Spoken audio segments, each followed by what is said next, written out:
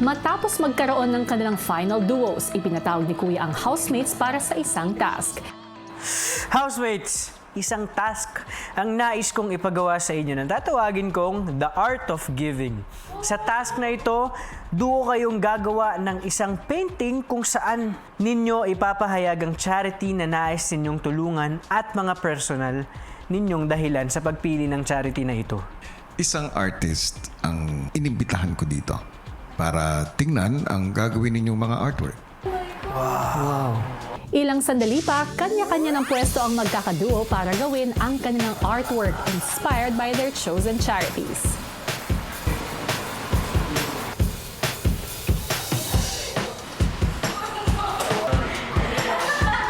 Ang ganda. Hindi pala naisip natin to.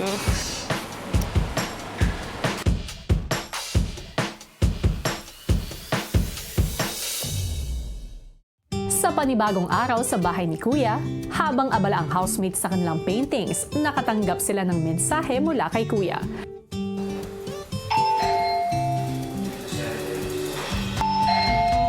Don't go breaking my heart. Heart is correct. Okay. Kuya, I thought. Oh! Oh my God! It's not the heart, Ivan! It's not there. Oh my God, it's heart evangelista. Hala! Hala! Oh my God! Miss Heart talaga!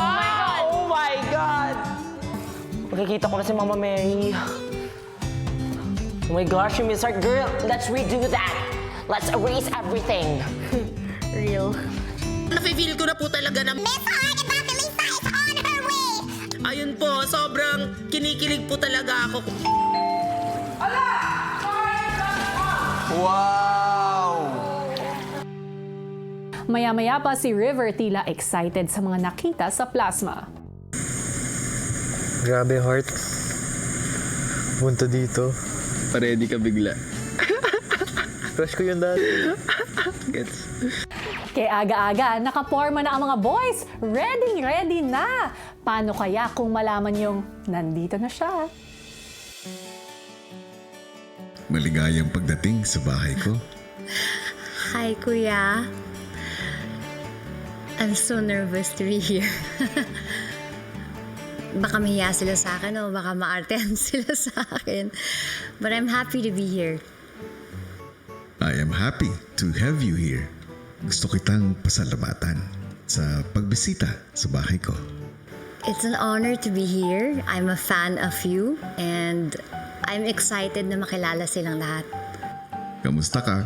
Actually, nagugutom na ako dahil hindi ako nag-breakfast kaya makikikain na rin ako. Pwede yan.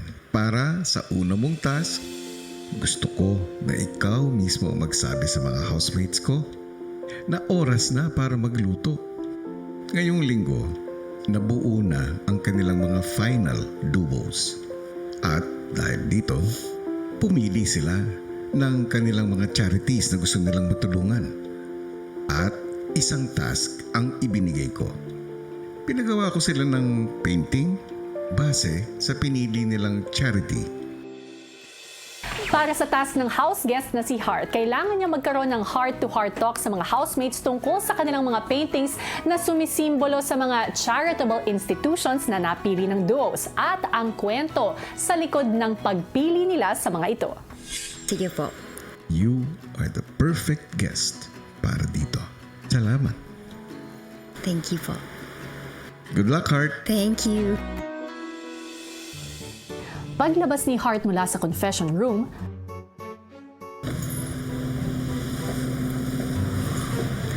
Nagugutom na po ako. Doc, Coach. Kuya, saan po yung garden? in fair, curious din ako, ano nga kaya yung career ni Kuya? Baka naman, isa lang talaga siyang Kuya. Here?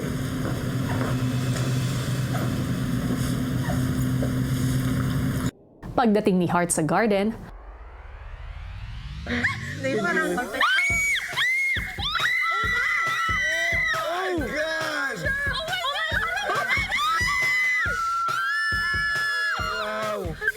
Nung lumabas po siya sa garden area, ayan po kuya, nakasmile siya, nagwe-wave-wave siya.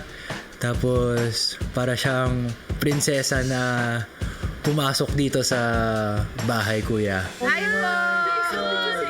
Nagugutom na talaga ako. Kumain na tayo. It's time to prepare the food for today. Mga madam. Sabi ko sa inyo. Hi, Miss Hart. Hi, madam. I'm Clarice. Hi, Clarice. Hi, Miss Hart. Thank you po, Miss Hart. Thank you. Hi, nice to meet you. Hello. Starstruck kami, kuya. Parang nakatunganga lang kami sa kanya, kuya. Grabe yung liit ng mukha. Tsaka nung lumapit na siya, kuya, Diyos ko, Lord, ang bango. Hi, Charlie. Oh my God! Hey, huwag ka nga ganyan. Ang ganda-ganda mo kaya. She's gorgeous, kuya. She was glowing like an angel. Ang gutom na si Heart gustong tumulong sa kusina. Gagawin natin kung hindi pa rin nakaluto. Hindi, magpe-prepare now. I will help. Tulungan na kita. Anong balak niyo? May something. Nakakahiya naman. The heart is there. Yun yung pinakakabado kong nagluto, but ang saya kasi kung hindi namin in-expect na sobrang kalog niya. Napaka-humble. Maya-maya pa, si Heart naisipan namang mag-tablescape. Magka-tablescape tayo. Pwede ba akong manggulo ng konti? Para ma-feel natin yung movement. You can have anything also. Oh, wow. Wow. Diba? Merry Christmas! All the condiments of discussion. Yes. We place that over there. Kung hindi magkaaway, walang choice. Can you please pass the salt? Grabe, kuya. Unang beses ko nakita ang dining table na ganyan yung setup. Na parang formal dining, kuya, yung atake. Diba? Ang ganda. See yung difference? On yung candles natin. Ang gusto ko ipa-dim lights to, kuya. Kuya, let's...